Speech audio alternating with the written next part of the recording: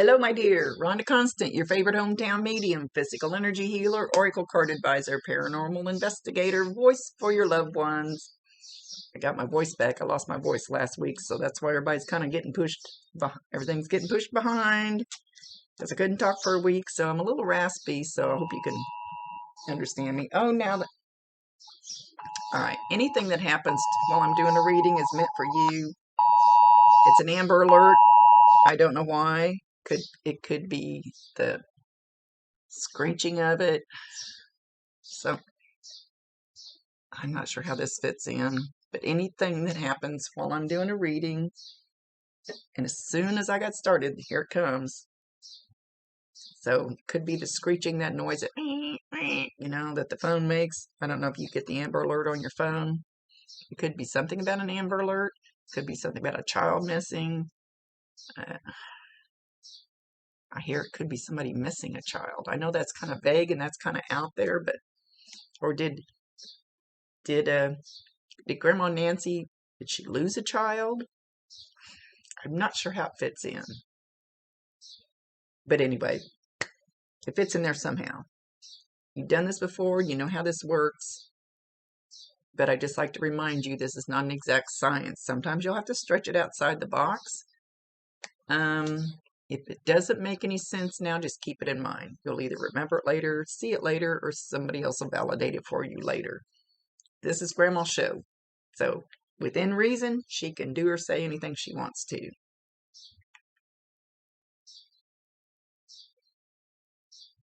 You know, she had that picture you sent, she had the look. The look. Like she could look at you and you better drop right there, stop what you're doing. When she looked at you like that, and do what you were supposed to do.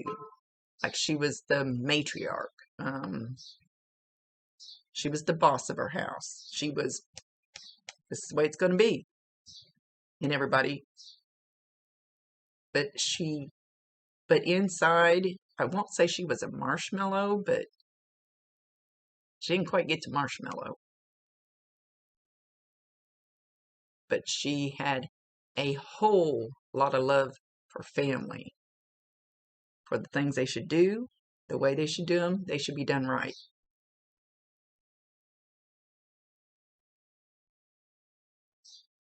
She said sometimes she took that to extremes. Life should not be so serious. So don't. And so she wants you to have a little fun in your life. Don't take things so serious. It's not worth it. Now I'm hearing Forrest Gump, life is just like a box of chocolates. And she says basically it is. I'm honestly I don't even remember what the deal was with the chocolates and Forrest Gump. That's how bad I am about watching movies. I don't watch them.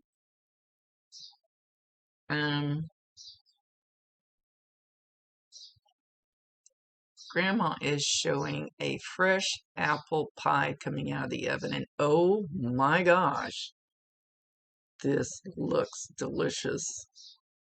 So, and the cinnamon, I can really smell the cinnamon. So no, when you smell that fresh apple pie, especially that hot cinnamon smell of the apple pie, and you probably know, you get that little whiff. You can be in the store, you can be outside, you can be in your home, car, doesn't matter where you're at. That's Grandma Nancy dropping in to let you know that she's popping in, checking on you. She says, checking on you. She says, you don't need a lot of checking on. But she likes to pop in and let you know she's around. She's showing several standing around you.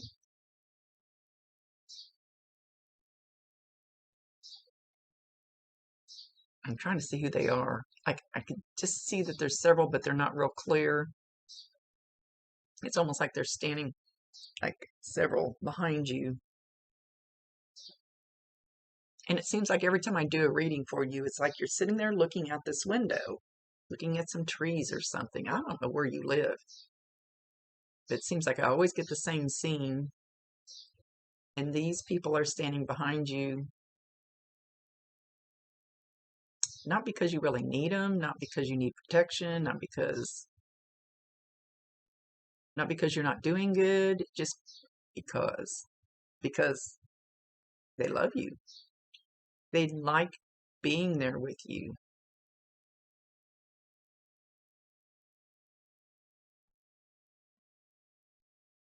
I was gonna say, I feel like they're all women. There's like 3 or 4 women. So women from your life. Women probably older than you, like grandma. Or I'm not sure who they are. They're not telling me who they are. But they're there for like comfort, support, love, and yet I'm not sure that they're actually making themselves known. It's almost like you just know they're there. You just know they're there and you're comforted by it and it's okay. And you're glad they're there. Talk to them. Even if we don't figure out who each and every one of them is, talk to them. Ask them to step forward and let themselves be known. And you don't have to talk out loud. I'm sure I've told you we got telepathic talking up here in ears, telepathic ears.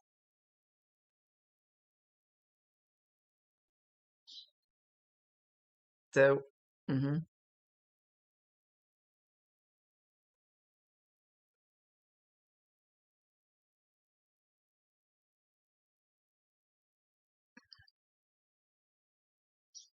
Now she's sitting down and she's doing some kind of needlework. Needlework. I don't know if did you learn some kind of needlework from her? Like my mom does. Oh, she gets mad at me if I say cross stitch. Crewel? Is it something like that? I can't remember what mom calls it. It's not cross stitch. It's much more complicated. That's what I get. I hope she doesn't see this. She barely knows what I do.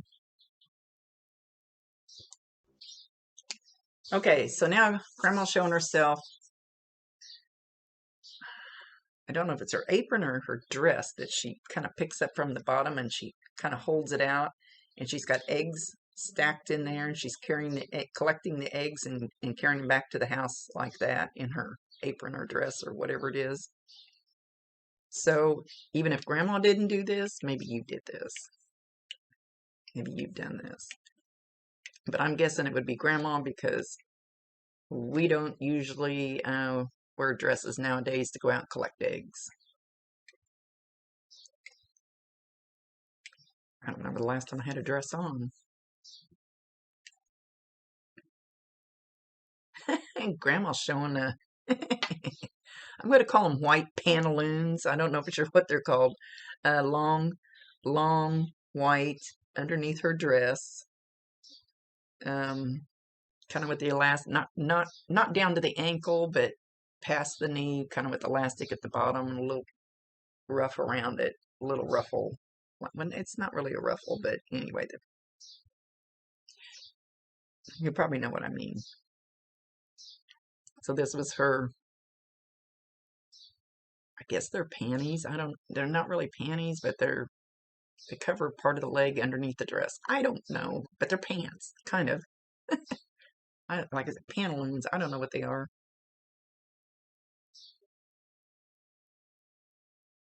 And she's showing them for some reason. It's always a reason, even if we don't understand it at the time.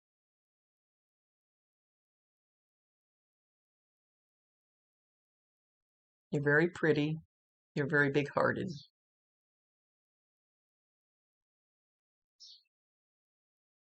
You're strong, kind of like I was.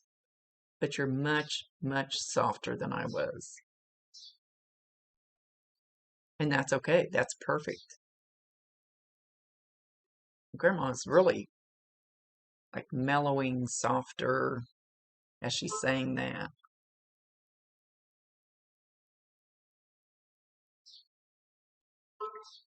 She says, you're perfect just the way you are. Perfect.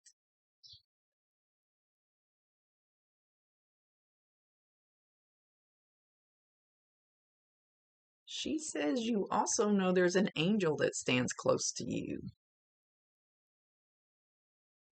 So you're very divinely protected, very much loved.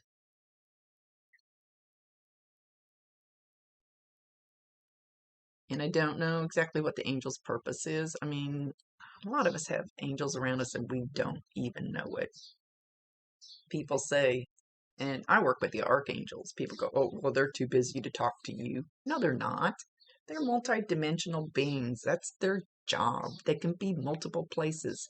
It's things that our little earthly brain cannot comprehend. How they work and what their job is, and talk to them all you want to, but you have an angel that stays very close to you.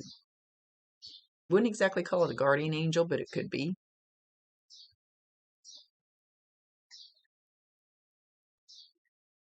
Everybody's assigned a guardian angel when they're born. Stays with them their whole life. But you also have other angels and guides and things that come and go at different points in your life, depending on what changes and what goes on. Like, you wouldn't need I can't remember some of the, you would need a certain kind of teacher, guide, teacher to help you from birth to, let's say, teenage years. I don't know how long they stay. It depends on what's going on. And then when it gets to be a different period in your life, then another one steps in and that one leaves. And for some reason, they're wanting me to explain this to you. And I haven't even thought about this in forever. So you have one that stays with you your whole life. Kind of your main guardian angel, if you want to call it that, whatever you're comfortable with. And like I said, then the other ones come and go. There's guides, there's angels. That's two different categories. I always consider archangels way up here, and then angels, and then master guides, and then guides, and then my departed loved ones. My team starts from God, Jesus, Mother Mary, Archangel Michael, all the way down to my deceased loved ones and Bob. I have a whole list. They're all there. They just don't on you all the time. And all you have to do is go, hey, I need help with such and such, and the appropriate one will step forward. You don't need to know their name. You don't need to know who they are. You don't really even need to know that they're there if you just trust that they're there. If you just trust that they're listening.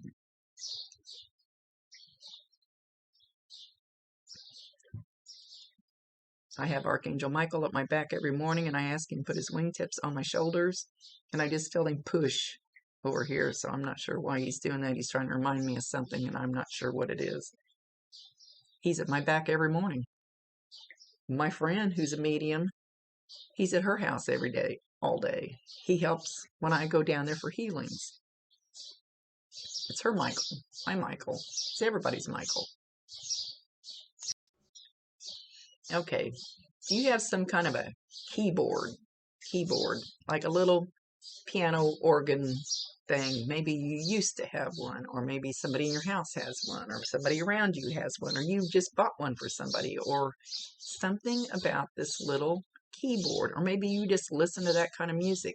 I don't know for sure what it is, why they're bringing it up. One of them is bringing it up. I don't think that was Grandma. Grandma got me off on another tangent. Grandma Nancy, get back here. We're supposed to be talking to you. Anyway, keep something about that keyboard in mind. Not sure what it's about. Maybe you used to play one. Maybe you got one over in the corner. I don't know.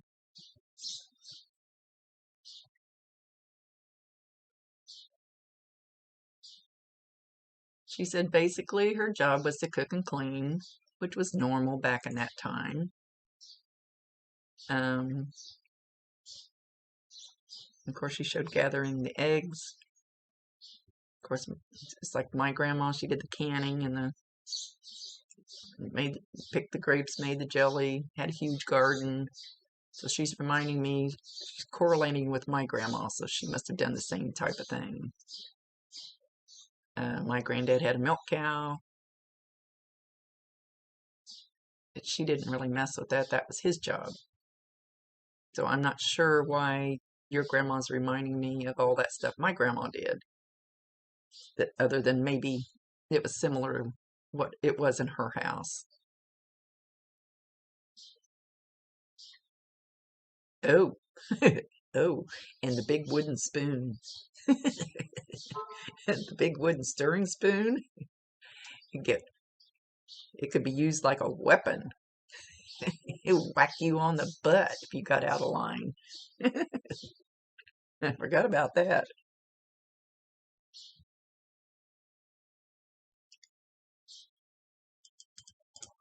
Okay, now she's making me think of Jackie. Jackie, I'm guessing these things might be similar. Jackie was a cow that my granddad raised, and when he butchered it, I cried every time I went over there, and then we'd eat, and I go, "Is this Jackie?" And they go, "Yeah," and I wouldn't eat. So then they started lying to me. I knew they were lying. I didn't know at the time. I know now that they lied to me, so I would eat because I wouldn't eat Jackie.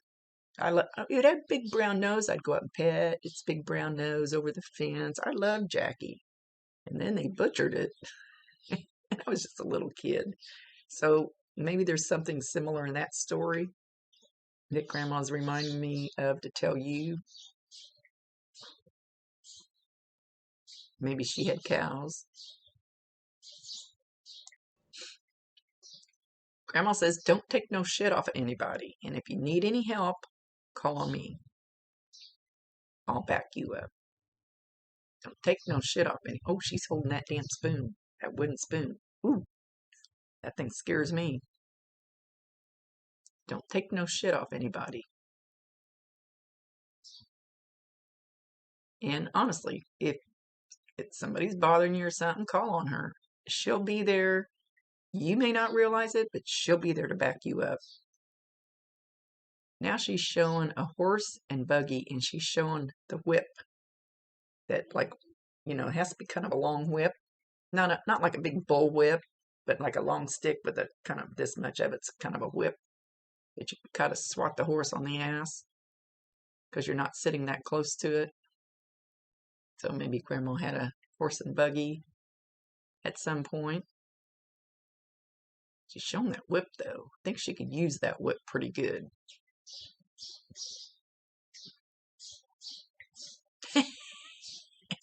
Somebody tried to run from her, she can get you with it.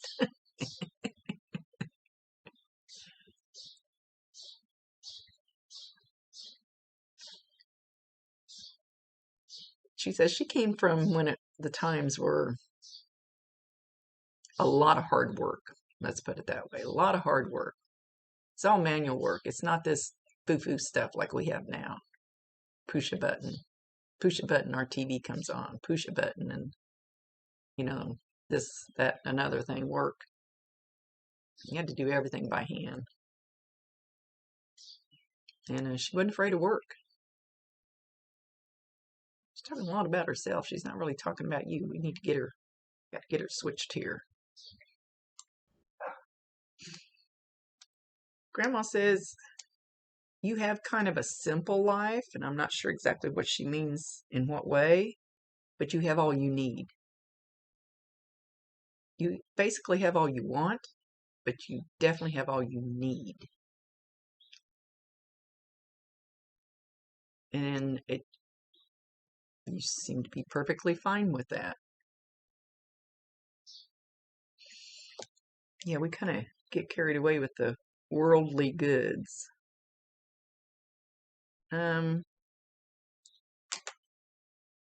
She's mentioning corn on the cob.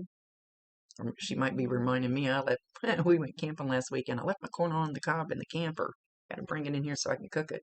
We didn't cook it last weekend. So I don't know if this is something that you've recently just had, because I got the fresh corn from the store, however fresh that is.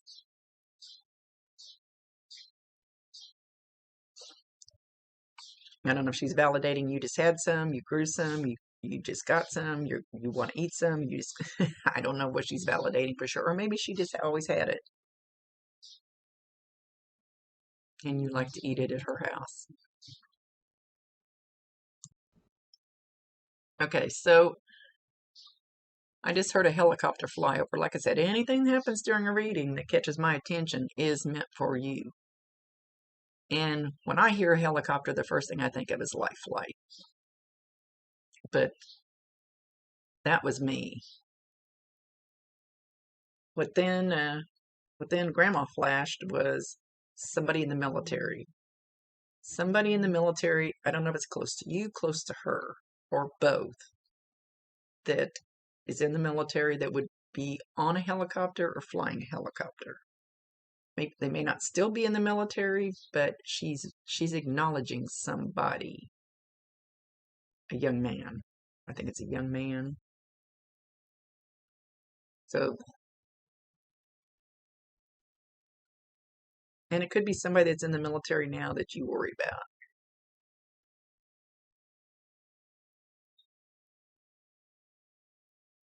She says he's doing just fine.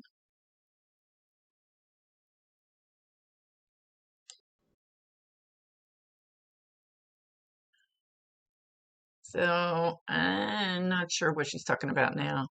Have you had a few of these lately?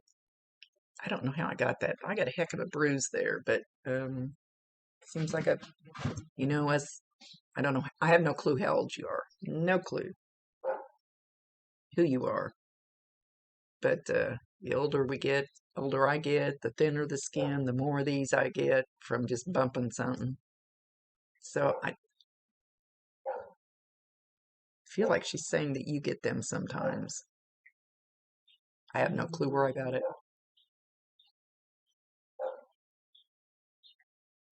So I think she's just validating that she knows what's going on in your life.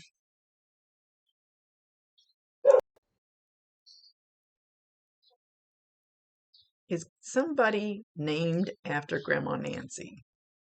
Either as her first name, has her name Nancy as middle name, has her middle name as somebody's middle name or first name.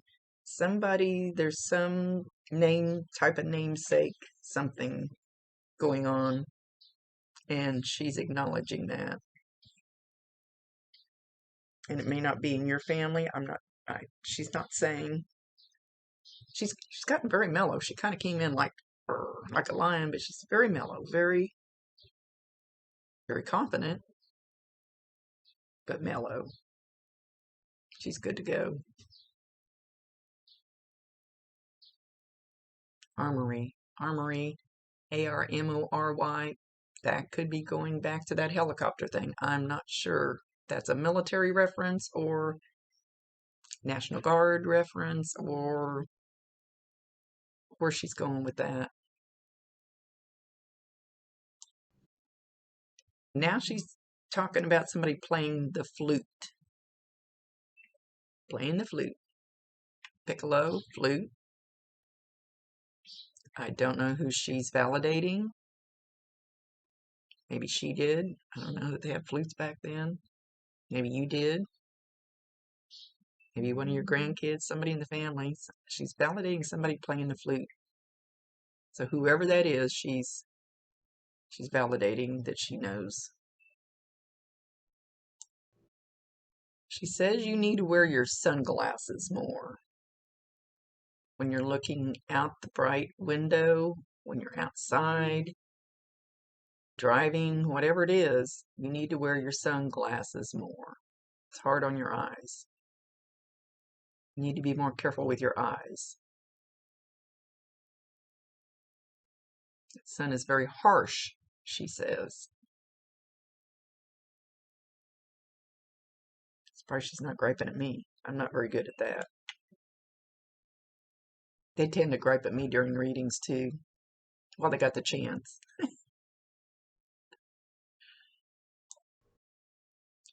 Well, now this is surprising me, because usually a woman, like back in her era, wouldn't even talk about crystals. But she's asking if you've ever thought, can't even talk now, if you've ever thought about getting a piece of rose quartz. Or maybe you have some. Maybe that's why she's saying it. This is rose quartz. My medium friend gave me that. This is rose quartz. Probably cost me a couple bucks. This is rose quartz. Cost me $5.20 for that big piece. And you put them out in the full moon and cleanse them. You can hold them. You can feel it. You put it on your heart, because rose quartz is for love. Love. So, well, I can feel that. I got to where I couldn't feel any of them for a while. So if you get the chance, pick you up a piece of rose quartz. And like I said, the little pieces, they don't cost much. And whenever I go to get a crystal or something draws my attention, I always get the ones that are not perfect. Everybody wants the perfect looking one. And I get the ones that are not perfect, that have a big chip out of it or big crack in it or something, because I'm not perfect and I like to be picked. So I pick the crystals that are not perfect, like me. So that's just a little quirk of mine. So I'm surprised she brought that up. So Grandma says you're doing fine. She loves you very much. Said she wasn't sorry. They make me itch. I feel like I got bugs or something. Whenever they come around, I get all itchy from their energy. She said she wasn't one for telling people enough how much she loved them. She expected everybody to just know it. But she wanted you to know how much she loved you. That you were a very sweet, very special child. And she enjoyed you.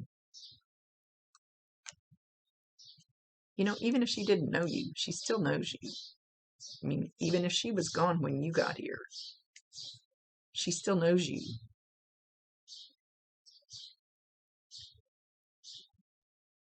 Okay, with that, she's going to leave.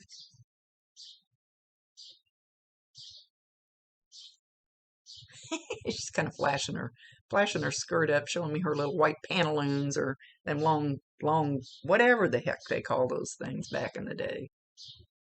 I don't remember my grandmother wearing anything like that, but anyway, much love to you, my dear. Nice to see you again.